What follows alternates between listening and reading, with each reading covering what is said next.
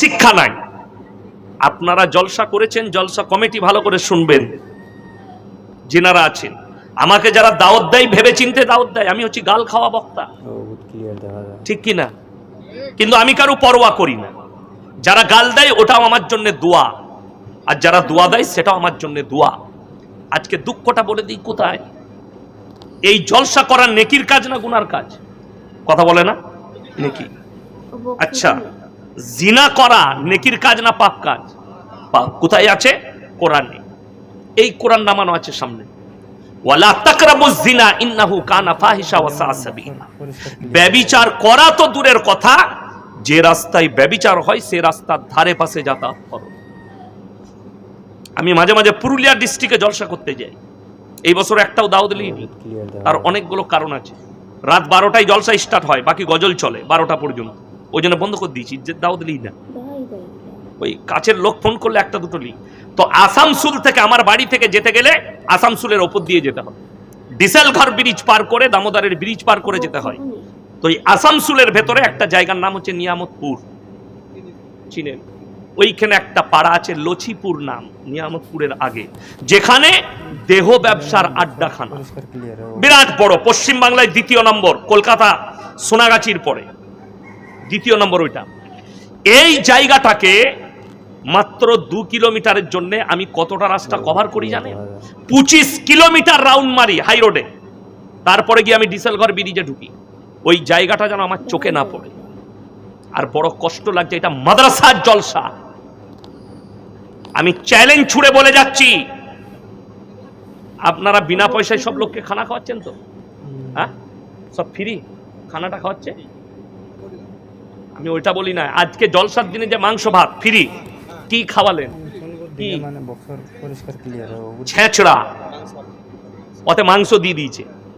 আমার মাদ্রাসায় 130 টাকা কিলো ওয়াগা রয়্যাল চাল, 40টা গরু জবাই হয়, 25 থেকে 30 হাজার শ্রোতা খানা খায়। একটা যদি দোকান দেখাতে পারেন, চায়ের দোকান 4টা থাকে, তাছাড়া একটা মনোহারীর দোকান, আর রাস্তায় একটা মেয়ে দেখালে আমি আমার মাদ্রাসা থেকে জুতোর মালা পরে এখানে ইস্তেগফার করতে আসবো। দেহ ব্যবসার আড্ডাখানা বসিয়েছেন এই মেলাটা। আমি রাস্তায় আসছি, আমার গায়ে ধাক্কা মারছে মেয়েরা। ওই মেয়েটাকে হিন্দু, আপনার ঘরের বিটি, আমার ঘরের বিটি, আপনার জানা আছে? তার শরীরটা আমার গায়ে লাগলে অনেকজন বলবে আপনারা তো মৌলবি মানুষ, হুজুর মানুষ, আপনার নিয়ত খারাপ হবে কেন? বুকা, আমি তো অনেক দূরের কথা। কোরআন এটা সূরা ইউসুফ, জুলাইখা যখন নিজেকে বেবস্ত্র করে দাঁড় করিয়ে দিল ইউসুফ নবীর সামনে, কোরআনে আছে ওয়ালাকাদ হাম্মাত বি ওয়া হাম্মা বিহা লাউলা আররা বুরহান রাব্বি। কিছুক্ষণের জন্য শয়তান ধোঁকা দিয়েছিল, আমার আল্লাহ আমাকে হেফাজত করেছে। আমাকে আল্লাহ হেফাজত করবেন, আমাকে নিজে হেফাজত হতে হবে। তিনি নবী নিষ্পাপ, ইয়াসিনের কিন্তু পাপ আছে। বড় কষ্ট লাগে। স্টেজে কথা হচ্ছে পর্দার, মেয়েদের জন্য পর্দা করেছেন, এই পর্দার কোনো দাম নাই। কেন করলেন এই পর্দাটা? রাস্তায় মেয়েদিকে তুলে দিয়ে জলসার স্টেজে পর্দা দেখাচ্ছেন লোককে, বক্তা দিকে। রাস্তায় মেলা বসিয়ে, হারাম কাজ বসিয়ে আমাদিকে পর্দা দেখাচ্ছেন। আজকে জলসায় নেকির থেকে আল্লাহর কসম করে বলছি জিনার পাপ বেশি হবে। কোন বাপের বেটা মৌলবি যদি আমার সঙ্গে চ্যালেঞ্জ লাগে, ক্যামেরা চলছে এখানে, স্টেজে আসুক, আমি প্রমাণ দিয়ে দিচ্ছি। 5টা ছেলে, খালি কতগুলো মেয়ে টানাটানি হচ্ছে, আপনি গিয়ে দেখে আসুন। যার সঙ্গে যার সম্পর্ক আছে সে কোথায় গিয়ে চুমুচাটি করছে আপনি বুঝতে পারবেন না। কি জানেন আপনারা? ওই জন্যে হারাম জলসাই মেলা বসবে। আপনি একটা পীরের মেলাকে, আমাদের বক্তারা বলছে পীরের মেলা করা যাবে না, মাজারের মেলা করা যাবে না, আর তোমার মেলাটা জায়েজ কোথা থেকে পেলে? কোন শেখ বললে, কোন মৌলবি বললে? বড় কষ্ট লাগে। আপনি নসিহত শুনবেন, আমার মতো বক্তাকে দাওয়াত দিবেন না। আমি টাকার ভুকা নয়, যদি এটা মনে হয় আমি ব্যবসা করি। অনেকজন বলছে রেট করে কেন পয়সা নিচ্ছে, সামনে বছরে 30,000 লুবো, তোর বাপের হিম্মত থাকলে দাওয়াত দিবি না, দিস না। কেন? ফ্রি জলসা করব, 1 টাকা লুবো না। গোটা মুর্শিদাবাদ জেলা, এটা আমি বাপের বেটা বলে যাচ্ছি। খালি মাদ্রাসার শিক্ষকদের 15,000 বেতন কর, আর মৌলবীদের 15,000, ইমামদের বেতন কর। কত বড় বাপের বেটা দেখি, বেতন দেয় না। আরে বড় কষ্ট লাগে। 20,000 ইয়াসিন চেয়েছে, 25,000। জানেন, আমাকে ফোন করেছে, আমার বাংলাদেশ যাওয়া আমি ক্যান্সেল করেছি। কোনো বিধিনিষেধের কারণে। তো আমার 23 তারিখ খালি ছিল, 23শে জানুয়ারি কোচবিহার থেকে ফোন করলো। আমি বললাম 50,000 টাকা লাগবে। বলে ডেটটা লেখুন, টাকা ভরছি। তাদেরকে যদি তাদের ইমাম মেম্বারে দাঁড়িয়ে পড়ে আমি 10 বছর আছি, 6,000 বেতন। দাদা ভাইরা, আল্লাহ বলার আমার 1,000 টাকা বেতন বাড়িয়ে দেন, হারামখোররা বেতন বাড়াবেন। 20,000 দিয়ে বক্তা আনা সহজ।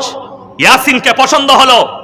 মাদ্রাসার একটা শিক্ষক যদি বলে হুজুর সেক্রেটারি সাহেব আমার 6,000 বেতনে আর সংসার চলছে না, ওটা 7 করলে ভালো হতো, তুমি ঘর চলে যাও, অন্য মাদ্রাসা দেখে নাও। ঠিক কিনা? বড় কষ্ট লাগে, আজকে দুঃখ লাগে। ইয়াসিন 20,000 চেয়েছে, যুবকরা পছন্দ করে, আমাদের পছন্দ। 20,000 টাকা অ্যাকাউন্টে ভরে দিয়ে ডেকে নিলেন। আল্লাহর কাছে হিসেব দিতে পারবেন না। যারা 1 লাখ 2 লাখ টাকা দিয়ে খরচ করে জলসা করছে আর ইমামকে 10,000 বেতন দেয় না, তাদের জলসায় কোনো ফায়দা নাই, কোনো লাভ হবে না জলসা দিয়ে।